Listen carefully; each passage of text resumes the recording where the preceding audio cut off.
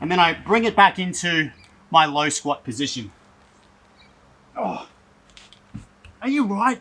Are you right? I'm trying to make a YouTube video here. Okay, you need some attention. Have a little bit of attention. Then will you let me make my video? Okay.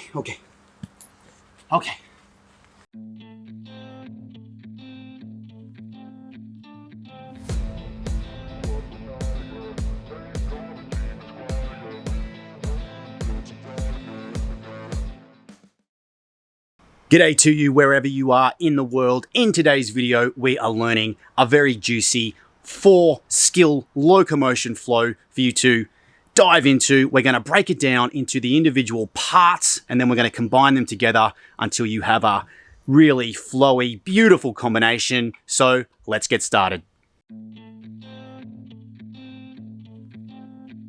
Check it out. I'm going to eat the sun.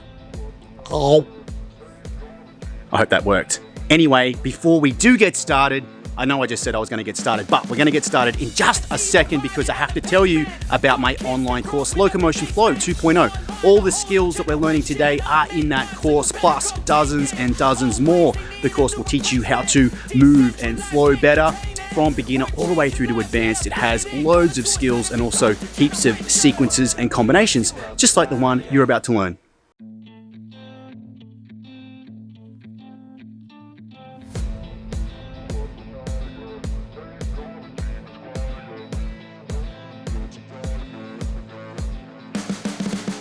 So let's take a look at the first piece, which is the hop entry. It also has a little pirouette, a little leg swing off the end. Let's take a look. So, feet shoulder width apart. I set up from standing, enter into my cartwheel hand position, except I am going to lift this top foot up to generate some power. Press into my hands, hop my foot over to the other side of the hands, and then with using my momentum, swing this leg around so that I'm facing forwards once again. With a little bit of speed, it looks like this. Like so. This is just a very basic hop into a leg swing. If you point the toes, straighten the legs, it can give it a nicer aesthetic. The lines look a little nicer, but that is entirely up to you. Find your own style. Let's take a look now at the back side step. So this one starts from low squat and it looks like this.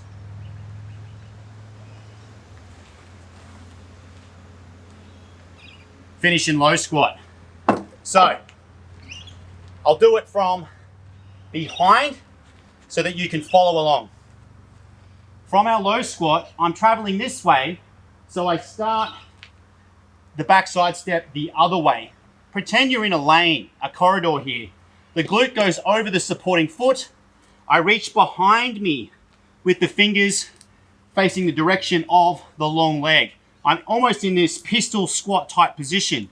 With the other hand, I reach back behind me, about shoulder width apart. With the legs now, I understep the long leg, plant, and then I sweep the other leg long, posting off the other hand, and then I bring it back into my low squat position. Oh, are you right? Are you right? I'm trying to make a YouTube video here. So taking a look at what the feet are doing from the front, we get our hand down to post. Our back leg is long. We reach behind, shoulder width apart. Now watch this foot here. It is understepping on the inside underneath the other leg. So that I've got a cross at the front, and then that allows me to draw the other leg through. I can lift this hand off, draw a circle, pull it back into my low squat.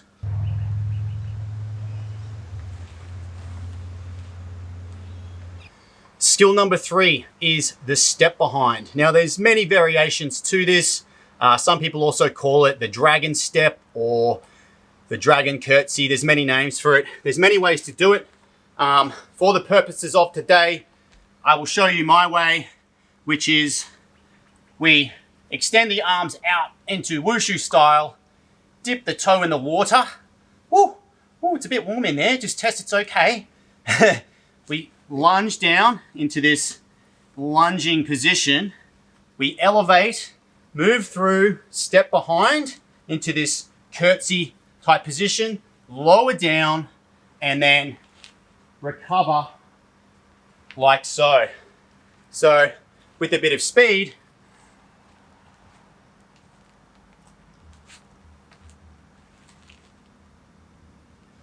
now it can also be done with different movements of the hands. Some people like to do it like this.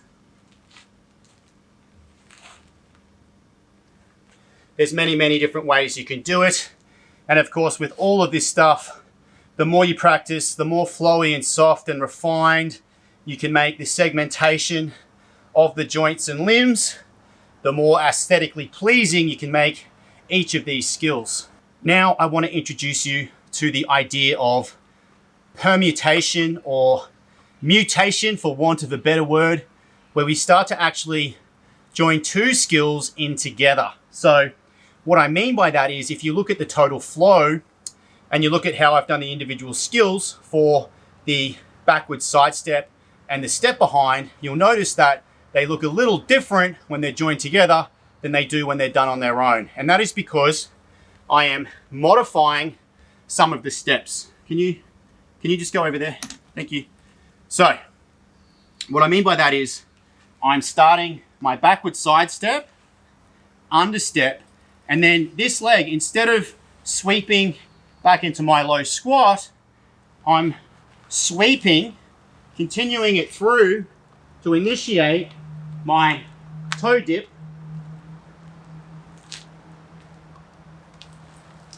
into my step behind. So if I do it from behind, so you can see what's happening here.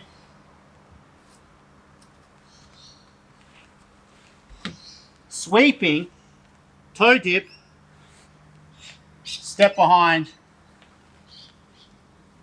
like so. With a little bit more speed, just hop out of the way, sweetheart.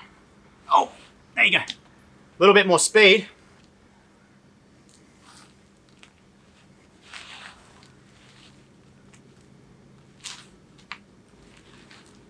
It starts to look like that. The fourth and final skill we're adding on to the end of this 4-skill closed chain sequence is the rotational L-sit, which looks like this. I'm going to travel this way, like so. If I need to travel that way,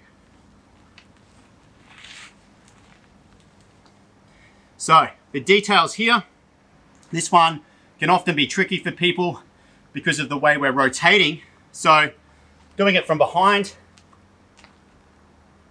to travel this way, I need to turn this first hand 180 degrees the other way to face you. Turn it there. To begin with, just put your bum on the ground until you get a feel for what's happening. This hand needs to post directly in line with the other, and then I am sweeping one leg through. As it gets halfway, I need to release the second leg and initiate that sweep. As I do, this leg starts to come in, this leg crosses all the way over until it's in line with the other foot. I'm traveling in a straight line here, and then I'm gonna push myself up off that other bum cheek, up onto my feet, and twist out until I'm facing the same way as I started. With a bit more speed,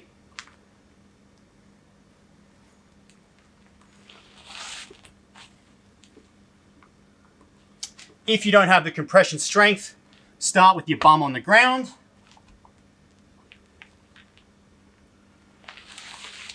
Like this. As you practice it, try and keep the bum up off the ground so that it starts to be off the ground and feel more like this. If you're having trouble with the legs, have a play in this position and just get used to the idea of starting with the legs crossed, feet in line, and sweeping them through until they're crossed on the other side and still in line. This is a great drill just to build up the leg awareness. So let's join all the pieces together. We have our hop, our swing through, our back side step, our step behind into our rotational L-sit. Once more, I'll do one from behind now in case you want to follow along. Starting with our hop, swing through, back side step, into our step behind, into our rotational L-sit. To all you wonderful subscribers, thank you so much for supporting this channel. It really helps me if you do subscribe because it motivates me and it inspires me. It can get a bit lonely out here on the forest on my own, and I really love sharing my practice with you to help you grow from whatever I'm learning. So thank you so much. And to also the students who have enrolled and are undertaking my online course, Locomotion Flow 2.0. That course goes into this stuff in vastly, infinitely more detail than I can share here in these shorter videos on YouTube. So if you want to take a deep dive into movement, into locomotion, then that is the course for you. Link in the description below. Please, if you haven't yet, subscribe, click that button, hit that bell, drop me a comment, like this video. Help spread this very valuable movement because it improves strength, mobility, flow, coordination. It is so valuable. I'm 41 years old and I feel like I'm moving better than ever because I've introduced this softer practice into the other bodyweight stuff that I love doing. So that is it for today's video. Thank you so much for watching. I'll see you next time.